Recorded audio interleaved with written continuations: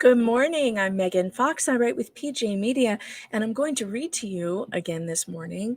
Today, we are talking about the Tinder Swindler. A lot of you have told me I needed to watch this on Netflix, and I have. And I decided to read to you this article that I found about it and give you my thoughts on the show. The Tinder Swindler, it makes me feel like you guys need some dating advice, perhaps. At least the girls in this documentary sure do. And so I'll get to that. But right now, let's see. Let's get this up here. This article today comes from Grazia. The Tinder swindler deletes his Instagram after promising to tell his side of the story. The women featured in the documentary have since set up a GoFundMe page to help recoup some of their debts. This is by Bonnie McLaren.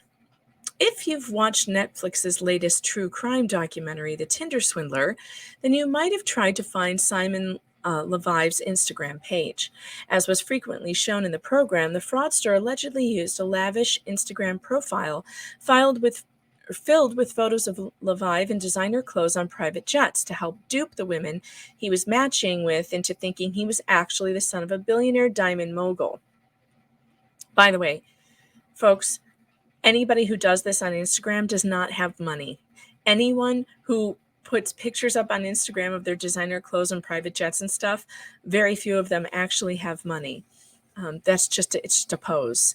And people who do have money don't do that. I know a couple of multimillionaires, and they don't even have social media profiles because it would put their kids in danger of kidnapping and stuff.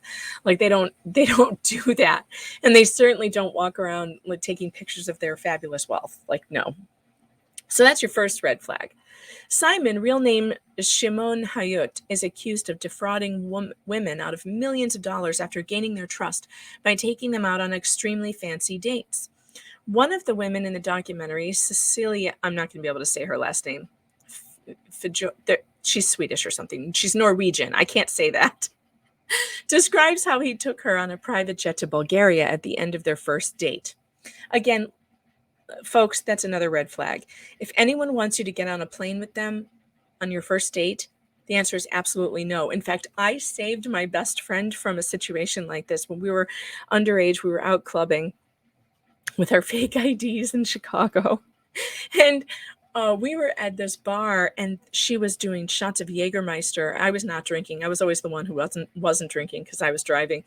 And she's at the bar doing shots of Jägermeister with this dude who was just like, oh, he had his shirt unbuttoned down to here and like gold chains on. Like it was a nightmare.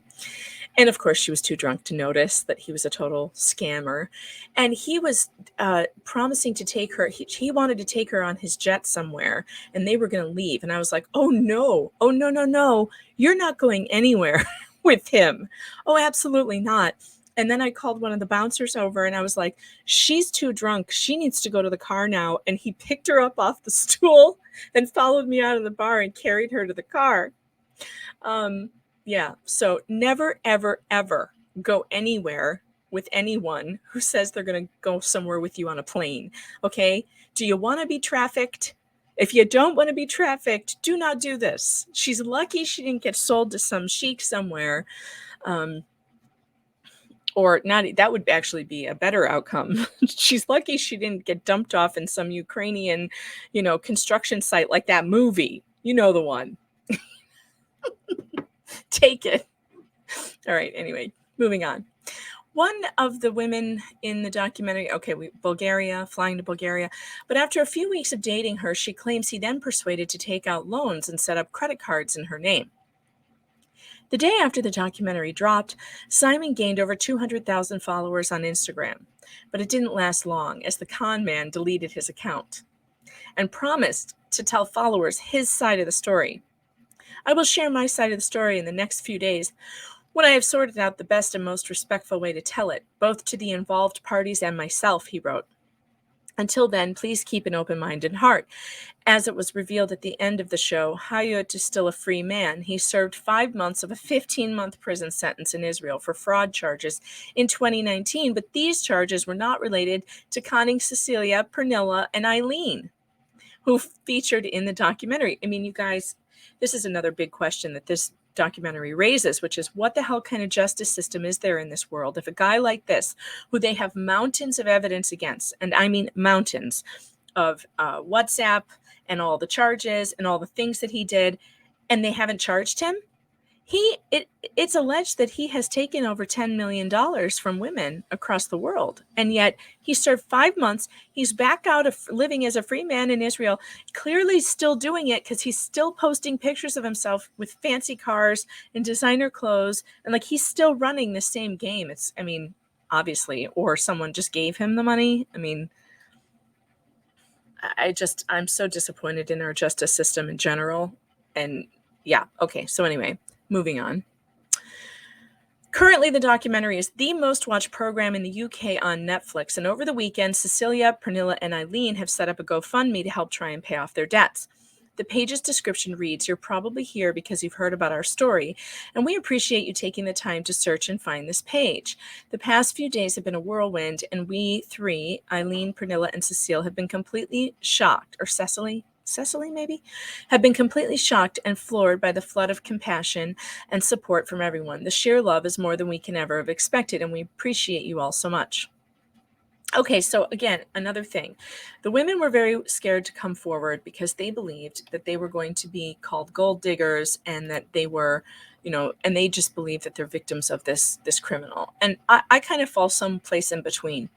I know that it's not popular to say to someone, hey, you made really bad choices, but we do have to do that. We do have to point it out.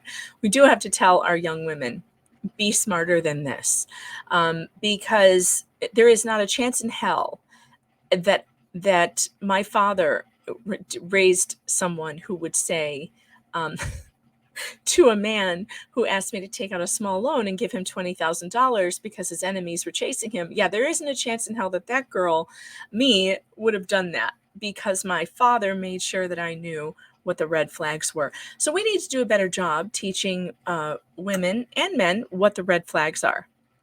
And this guy had a lot of them all over the place. For instance, the first girl who went on the plane trip to Bulgaria, well, guess who else was on that plane with her?